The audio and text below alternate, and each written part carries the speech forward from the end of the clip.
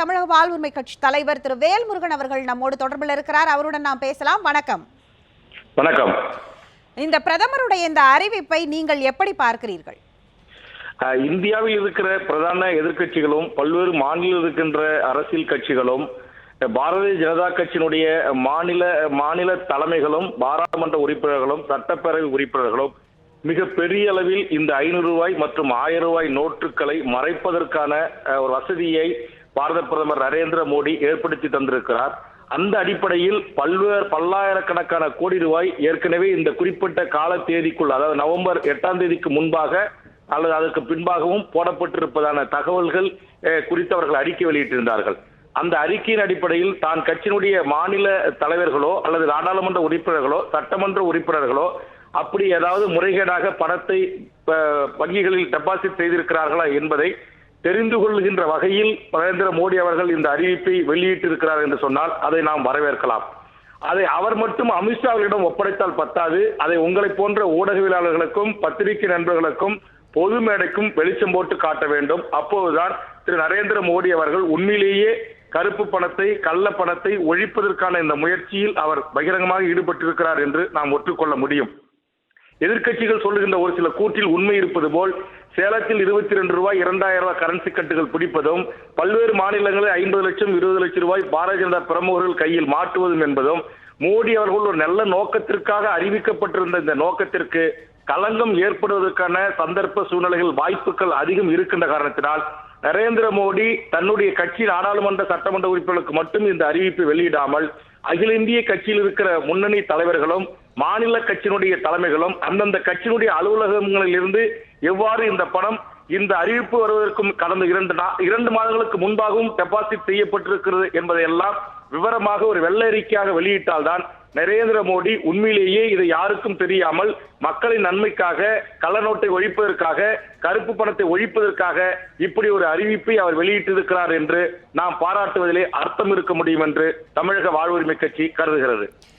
ஐயா, அதே நேரத்தில் நீங்க சொல்லுங்க, இப்ப இது போன்ற அறிவிப்புகள் ஒரு பக்கம் இருக்கட்டும், ஆனால் இன்றைக்கு என்ன தேவை? இன்றைக்கு வாழ்வாதாரம் போய் நிற்கிறார்கள், நீண்ட வரிசையில் காத்து கிடக்கிறார்கள். 2000 ரூபாய்க்காக ஏடிஎம் மையங்களில், வங்கிகளில் தமக்கு தேவையான தன்னுடைய அத்தியாவசிய தேவைக்கு தான் சொந்தமாக உழைத்து சம்பாதித்த பணத்தை எடுப்பதற்கே பிரச்சனையாக இருக்கிறது என்று எல்லாம் இடியாப்ப சிக்கலாக இங்கே அமைந்திருக்கிறது. நவம்பர் 8க்கு பிறகு வந்த ஒவ்வொரு அறிவிப்புகளும் மத்திய அரசே மாற்றி மாற்றி அறிவிப்புகளை வெளியிடுகிறார்கள்.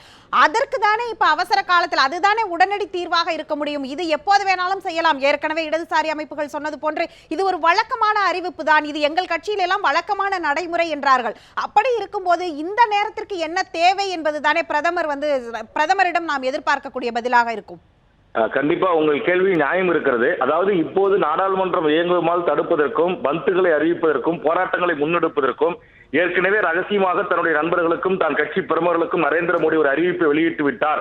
அவர்கள் எல்லாம் கோடிக்கணக்கான ரூபாய்களை மாற்றிவிட்டார்கள் என்ற ஒரு குற்றச்சாட்டை பொய் என்று நிரூபிப்பதற்காக இந்த அறிவிப்பை அவர் வெளியிட்டிருப்பதாக நாம் கருதுகிறோம். ஒன்று.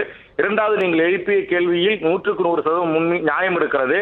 தற்போது இந்திய முழுவதும் இருக்கிற சாதாரண அன்றாடம் காட்சிகளாக இருக்கிற கூலிகளாக இருக்கிற ஏழைகளாக இருக்கிற சாலை ஓரங்களில் வியாபாரம் செய்கின்ற சிறு விவசாயிகள் முதற்கொண்டு அனைவரும் மிகப்பெரிய துன்பத்துக்கும் துயரத்துக்கும் ஆட்கொண்டு கிடக்கிறார்கள். இதை நரேந்திர மோடி அரசு இதிலே தோல்வியுற்றிருக்கிறது என்பதை ஏற்கனவே நாம் நமது கேள்வி நேரத்தில் விரிவாக நான் பேசியிருக்கிறேன்.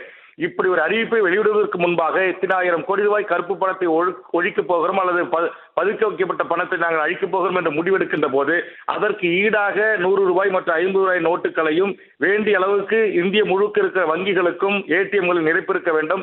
தொடர்ந்து ஏடிஎம்களில் நிரப்பி பொதுமக்கள் யார் வேண்டுமானாலும் அவர்கள் வங்கிகளில் செலுத்தப்பட்ட இந்த பணத்தை எந்தவித கட்டுப்பாடும் இல்லாமல் எடுத்துக் கொள்வதற்கான வழிவகைகளை காண்பிருக்க வேண்டும். நோக்கம் மிக சரியானதாக இருந்தாலும் அதை நடைமுறைப்படுத்துகின்ற விஷயங்களிலே மிகப்பெரிய ஒரு கோளாறு ஏற்பட்டிருக்கிறது. அதிலே நரேந்திர மோடி அரசு மிகப்பெரிய தோல்வியை தழுவியிருக்கிறது. அந்த தோல்விதான் இன்றைக்கு இந்திய முழுவதும் ஆயிரக்கணக்கான மக்கள் வீதிகளிலே நிற்பதும் போராட்ட களத்திற்கு வருவதும் மிகப்பெரிய துன்பியல் சம்பவங்களுக்கு பொதுமக்கள் ஆளாக்குகின்ற ஒரு நிகழ்வாகத்தான் இந்த நிகழ்வு அமைந்திருக்கிறது.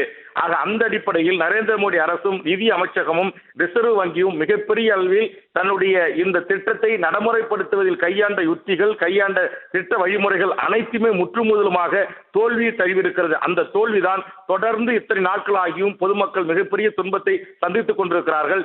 எந்த வங்கிக்கு சென்றாலும் பணமில்லை என்கிற நிலை மாறி மாறி நீங்கள் சொன்ன தினம் ஒரு அறிவிப்பு அறிவிப்புகளை ரிசர்வ் வங்கி வெளியிட்டுக் கொண்டிருக்கிறது. இன்றைக்கு கூட எவ்வளவு வேணுமாலும் பணத்தை எடுத்துக்கொள்ளலாம் என்று அறிவித்திருக்கிறார்கள். ஆனால் எவ்வளவு தொகை என்கிற அறிவிப்பினை வெளியிடாமல் இருக்கிறார்கள்.